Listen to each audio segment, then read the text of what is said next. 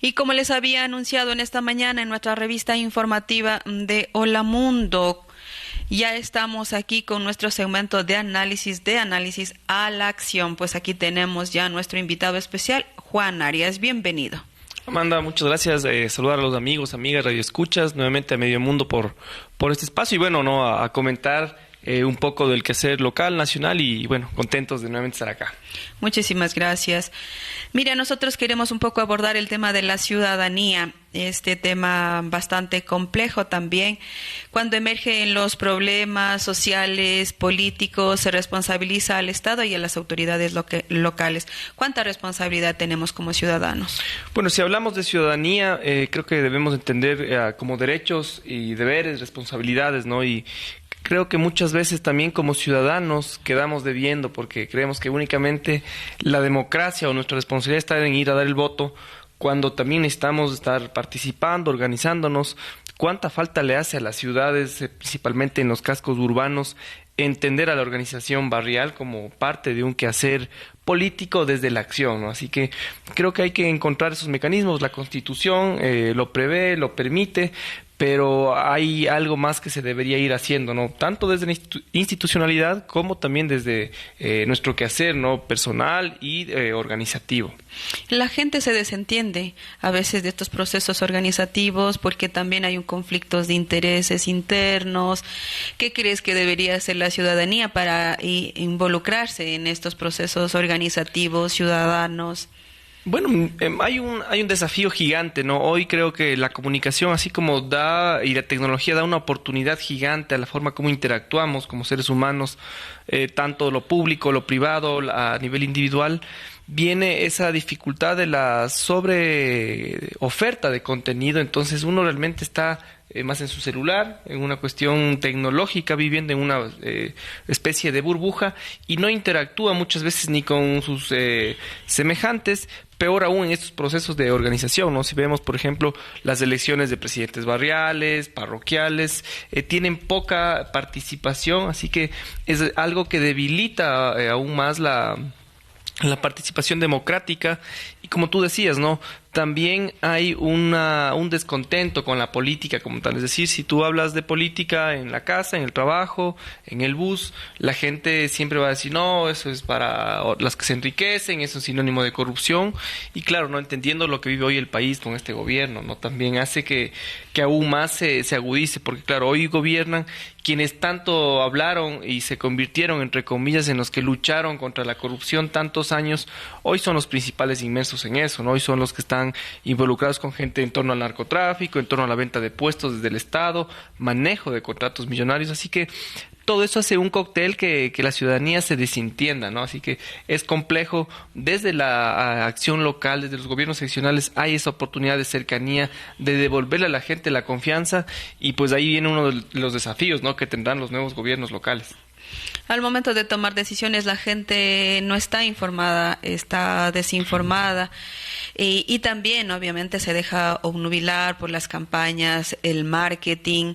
¿Cómo crees que la gente debería estar un poco más dispuesta a percibir el discurso real de la gente y de los ofrecimientos de los políticos? Porque les ofrecen tantas cosas que después se incumplen y la gente termina siendo desinformada y toma las decisiones incorrectas para en un momento después lamentar las consecuencias. Miren, en la campaña a la presidencia de 2019 escribí un artículo, lo hicimos video también y pues hacíamos una crítica del odio, ¿no? En esa campaña se entendió mucho como ese odio a otra tesis diferente que al final es la que ganó, al final es la que hoy está gobernando y tiene graves visos de corrupción, de inoperancia también, ¿no? Desde lo público, una falta tremenda de ejecución de presupuestos. Y todo eso es también desde esta cortina de humo que han creado los grandes medios de comunicación, ¿no? Una de las críticas que hacen grandes pensadores latinoamericanos en Europa es a la mala calidad que tenemos en Latinoamérica de los medios de comunicación. Sí, ellos han estado siempre vinculados a estos lawfare, persecución de otros líderes políticos. Y eso ha agudizado estos problemas, y esa conflictividad, esas mentiras repetidas tantas veces han hecho que la gente crea como realidades, y eso hace que la democracia realmente tenga una crisis, además de la crisis de la democracia liberal que vive el mundo, ¿no? Hoy vemos como las tendencias de extremas, izquierdas, derechas, se han radicalizado aún más. En Europa está, por ejemplo, gobernando gobiernos con visos fascistas, en Italia, lo propio en España, en Hungría lo mismo con Orbán. Entonces, todo eso hace que el mundo esté en un momento sin precedentes por la sobrecarga de información, como decíamos anteriormente, y la gente está ahorita preocupada por el celular, por el TikTok, por lo que tiene que cumplir los compromisos financieros para fin de mes, los hijos, el trabajo, y hace que la política haya pasado a un segundo plano, ¿no? Entonces yo creo que la acción, el pasar a la acción sería pues más cultura, más arte, más deporte, esta necesidad que necesitamos que las nuevas generaciones lean o revisen. Hoy es más de moda, bueno, está comprobado que la gente ya no tiene tanta esa cultura de lectura, más aún en países como los nuestros en Latinoamérica, pero sí lo que son las series, ¿no? Todo lo que es las producciones audiovisuales, principalmente con un contenido de sensibilización. Creo yo que ahí viene esa inversión que tiene que hacerse desde lo público. Insisto en el papel que deben jugar los gobiernos locales para que todo eso se pueda ir democratizando y pues ir sensibilizándonos. Serán las próximas generaciones, las nuevas generaciones, las que tienen ese deber, y nosotros tenemos también esa responsabilidad, ¿no?, de hacer esa inversión en esos ejercicios. Estabas un poco planteando esta temática, esta problemática de que ha ido calando en la gente, en las emociones de la gente, en la forma de pensar, en la opinión de la gente, la tesis del odio. Mira, es una situación bastante compleja. Sabemos que si no tuvieran los grandes medios de comunicación, no habría esta forma, ¿no?, de pensamiento, este discurso que se ha implementado dentro. ¿Por qué crees que se está implementando esta es el status tesis? quo, ¿no? Es el status quo. Si nos fijamos en lo que vivía Latinoamérica en los 70, en los 80, era la gran represión de las dictaduras de derecha, que son hoy lo que gobierna en el Ecuador. Pero claro, ahí era sangre y fuego, con muertes, con desapariciones. Hoy lo que tú tienes es el gran poder de los medios de comunicación. Ahí es interesante leer lo que plantea Noam Chomsky, ¿no? Cómo los medios de comunicación han sido los que han estado siempre en contubernio con el poder, poniendo una lógica de desarrollo. Y claro, en Ecuador, mira, insistir, ¿no?, ganó esa tesis del odio. Decían que nos íbamos a convertir en Venezuela. Creo que estamos peor que Venezuela, ¿no? Las cifras de muertes violentas en Brasil, en Guayaquil se agudizan, y entonces Ecuador tiene ya un problema sin precedentes. Conversaba con un amigo que vive en San Lorenzo.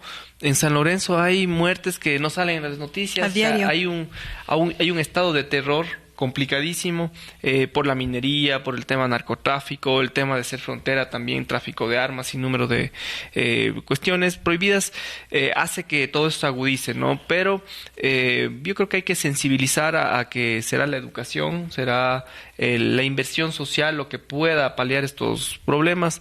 No creo mucho en esta tesis, ¿no? Hoy Bukele es el gran referente, un liderazgo importantísimo, pero en esta tesis de más cárcel para jóvenes, ¿no?, que han estado involucrados en pandillas, entender que todo lo que significa la delincuencia, toda esta agudización, este resquebrajamiento del tejido social, parte de una exclusión social, parte de una ausencia del Estado central, y eso únicamente lo vamos a resolver con educación. Así que no creo únicamente que esa tesis de más cárcel pueda ser lo que resuelva. Sin duda, mano dura, la justicia tiene que actuar, pero necesitamos encontrar como una respuesta a lo medular, a lo central que pasa. Y volviendo al tema de la instauración del miedo, ya sabíamos que en la época de los 99, por ejemplo, el actual presidente también fue corresponsable, ¿no?, del feriado bancario, y otra vez lo vuelven a elegir y no toman una opción por este sector progresista solo por el miedo y el odio. Sí. Y a veces la gente dice no hay opción, y habiendo una opción. Mira, lo que planteaba Arauz es interesante, ¿no? Esta propuesta para reactivar la economía en torno a los $1,000 millones que se iba a invertir en la economía tenía su lógica, su sentido, era parte de lo que significa reactivar la economía desde las bases, desde los sectores más complicados, digamos, y que hoy se ha agudizado, ¿no? Hoy lo que tú tienes es mayor contracción del Estado, una falta de ejecución de los presupuestos, y claro, eso ha agudizado. Hoy Ecuador creo que vive una crisis sin precedentes. Y claro, la memoria de la gente es corta, ¿no? O sea, la gente se olvida muy rápido de lo que ya vivió, de lo complejo que fue en su momento. Le pasó a Lasso, ¿no? Hoy llegó como el hombre que iba a resolver todos los problemas del Ecuador. Lo propio de la consulta popular que hablábamos, ¿no? La consulta popular de 2018 planteaba en que con el sí, el Ecuador de un plumazo eliminaba la corrupción, ¿no? Y tú ves hoy que se ha agudizado en las diferentes esferas del Estado. Hoy incluso en los análisis que están haciendo, el presidente debe ir a juicio político ya por omisión, porque él tenía conocimiento de esta investigación, y claro, hay esa pugna de poderes incluso desde las Fuerzas Armadas, el propio Estado Central, la misma Asamblea, así que es compleja la situación que vive el Ecuador, pero también nos reflexionar que muchas veces los políticos que tenemos son el reflejo de la sociedad que nos hemos convertido, ¿no? Así que, bueno, el país está viviendo lo que eligió, y yo creo que hay que tener una reflexión ahí coherente, y siempre la comunicación popular alternativa será la que dé esa pauta para discutir qué es lo que realmente está pasando. Tú también has planteado el tema del uso de las nuevas tecnologías. En este momento todos los jóvenes, los estudiantes, las nuevas generaciones están dentro de las redes sociales, dentro de la tecnología.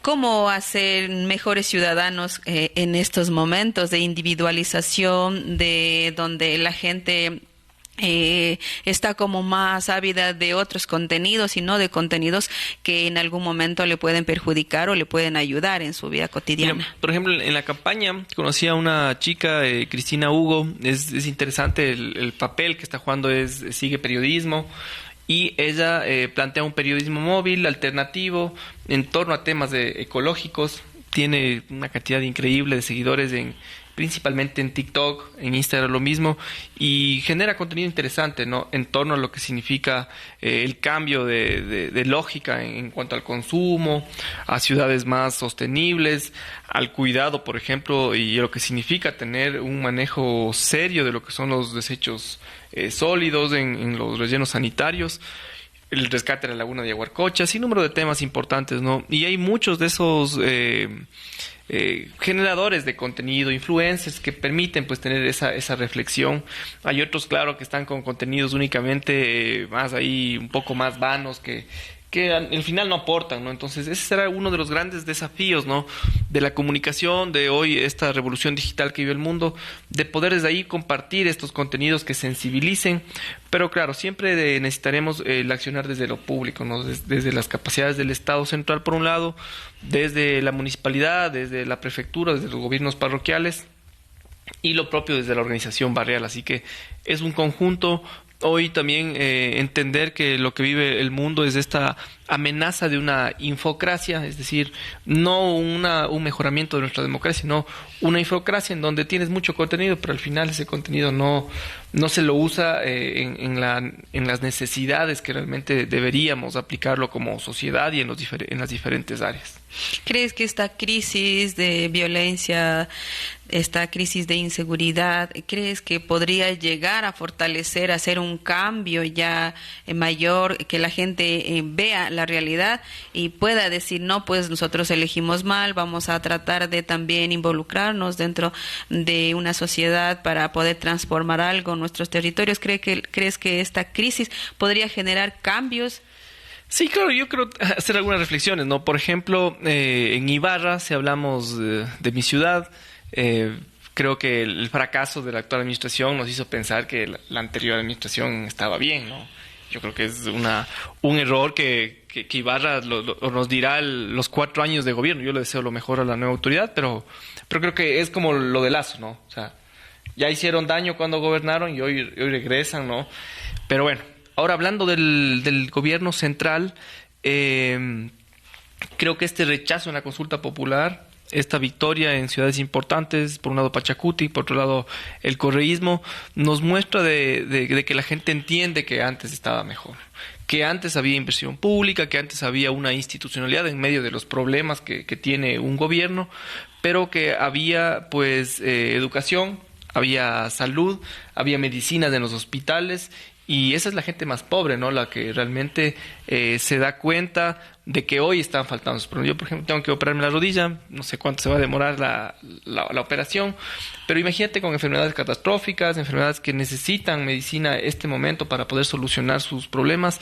Así que creo que hay también la crisis del Estado y del proyecto neoliberal de Lasso. La crisis del proyecto neoliberal en Latinoamérica hoy la vemos. Mira, el caso de Honduras es interesante, ¿no? En Honduras el haber derrocado a Zelaya con una participación de la embajada hace que esté un gobierno que, al igual que Lasso, con visos de cercanía con el narcotráfico, hoy ese expresidente está extraditado a los Estados Unidos. Y 8 años después, ¿no? Vuelve un gobierno progresista popular con la compañera, se me escapa el nombre, es esposa de Zelaya, del presidente que fue depuesto en ese momento, Xiomara Castro. Y pues la gente se dio cuenta, ¿no? Que se agotó ese modelo de Estado. Lo propio en Brasil. 4 años, 6 años, 2 años con Temer, 4 años con Bolsonaro, se agota nuevamente el sistema y vuelve a ganar un gobierno popular. Lo propio, yo creo que el caso más interesante de estudiar es Bolivia. En Bolivia fue un golpe de Estado desde las Fuerzas Armadas, desde la derecha. También trataron de incendiar, como aquí algún rato lo trataron de hacer con Quito, trataron de incendiar La Paz.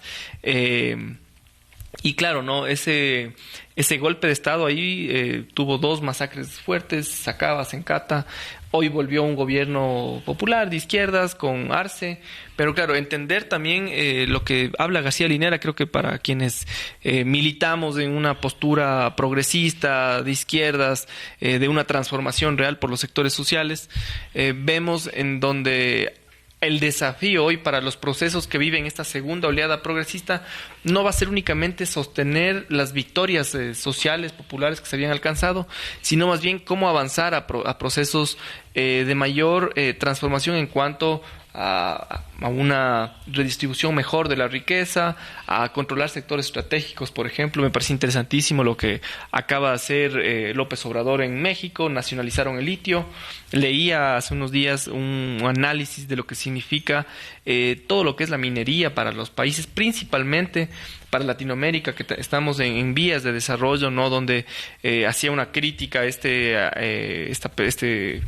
funcionario de una de las mineras más importantes del mundo, es una minera australiana, que pues para Latinoamérica el camino va a ser lo que son los minerales, ¿no? La exportación y la explotación de todo esto. Claro, hay un impacto en la naturaleza que complica la realidad. Vemos en muchos sectores, Imbabura está dentro de una zona, de una franja de influencia minera importantísima. Vendrá ahí unas grandes discusiones, ¿no? Con sectores sociales, con principalmente la ruralidad. Pero claro, entender que el petróleo se prevé que de aquí a 10 años va a bajar su precio, será $30-25.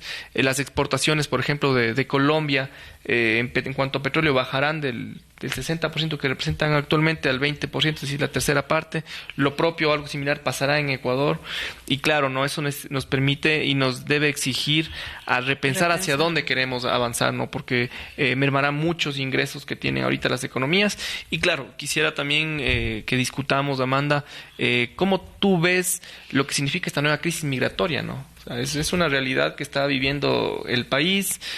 Todos tenemos amigos, familiares que están pensando en migrar o que ya están migrando nuevamente, porque claro, el Ecuador vive una recesión económica compleja, agudizada con este gobierno, ¿no? Que claro, desde la pandemia también habíamos tenido ya problemas. Sí, anteayer hubo una tragedia ahí en la frontera de México y 3 jóvenes fueron asesinados por bandas criminales, 3 jóvenes ecuatorianos, y así una decena de fallecidos durante toda esta ruta que tienen que atravesar, están ¿no? muriendo miles de de personas de Latinoamérica, de muchos también ecuatorianos. Y ocurre esta segunda oleada migratoria justamente con el gobierno del encuentro. Entonces eso también hay que hacer una lectura un poco más profunda, ¿no? Acerca de estos hechos históricos. Aquí ya en nuestras redes sociales tienes varios mensajes. Raúl Guerra Acosta dice: felicitaciones, ingeniero Juan Arias Carvajal, muy bien la entrevista, muy real y práctica. Saludos cordiales del doctor Raúl Guerra Acosta y Rubita Carvajal. Normi Vega Torres dice: es importante construir el poder ciudadano con liderazgo como de Juanito.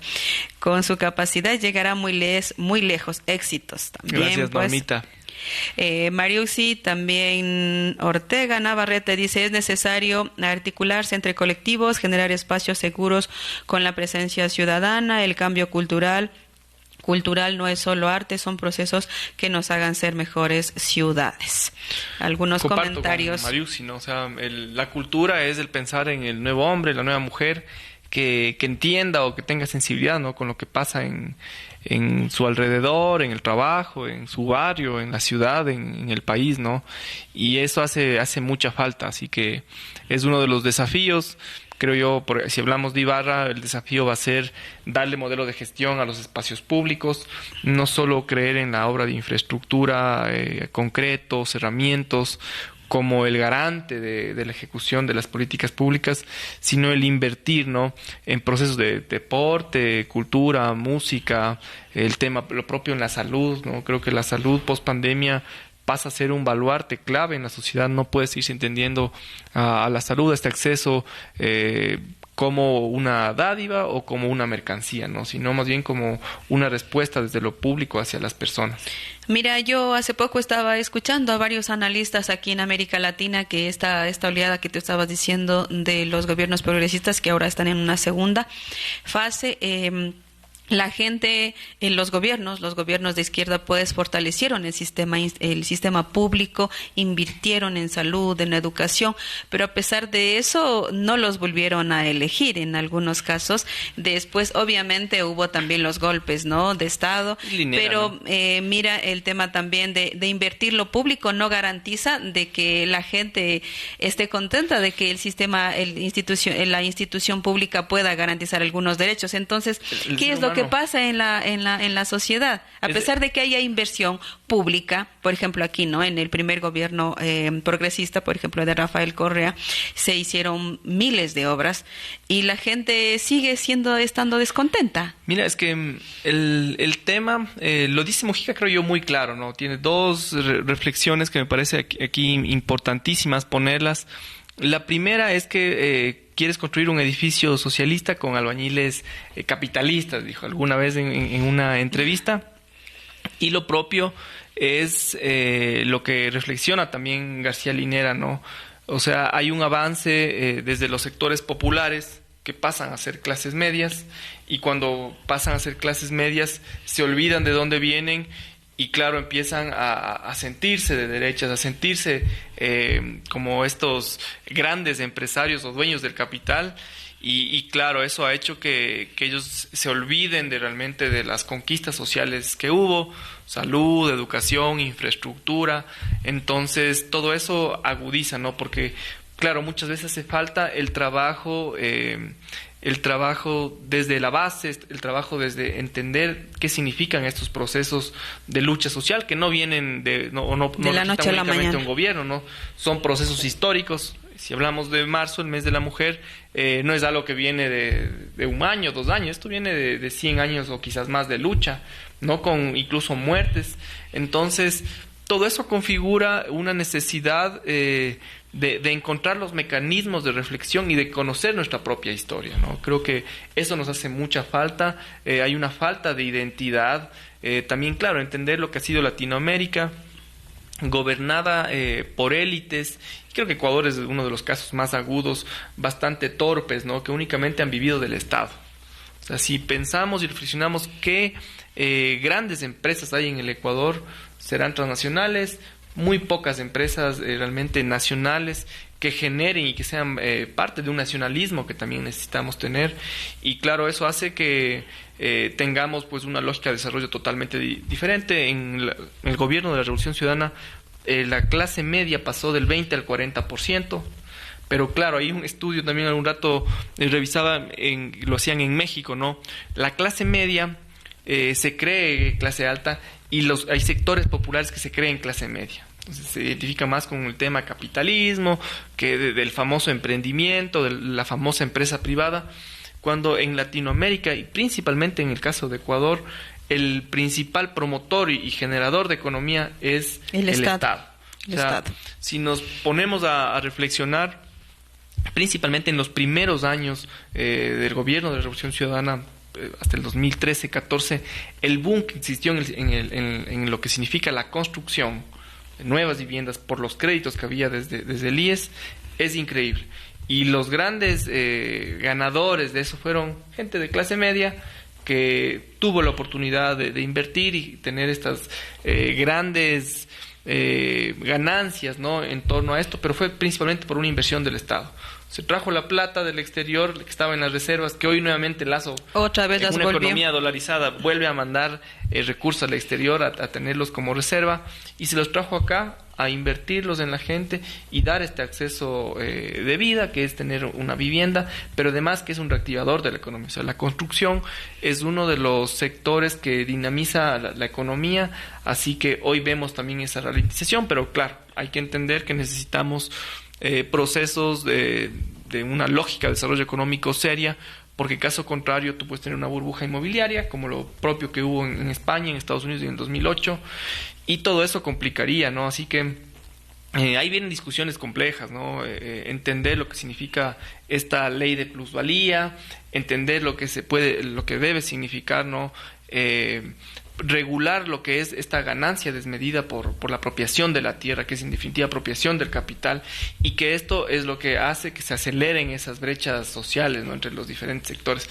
Así que son discusiones... Son discusiones extensas, así que creo que las vamos a topar la próxima semana. Necesitan pues mucho análisis y sobre todo sensibilidad, ¿no? Y creo que ahí para finalizar la idea, hay un rol de la academia que hay que entenderlo, cómo se debe gestar, y pues muchas veces creo que quedan debiendo. La academia ha estado muy alejada de la realidad nacional, de una crítica seria, constructiva, no partidista, sino más bien ciudadana, ¿no?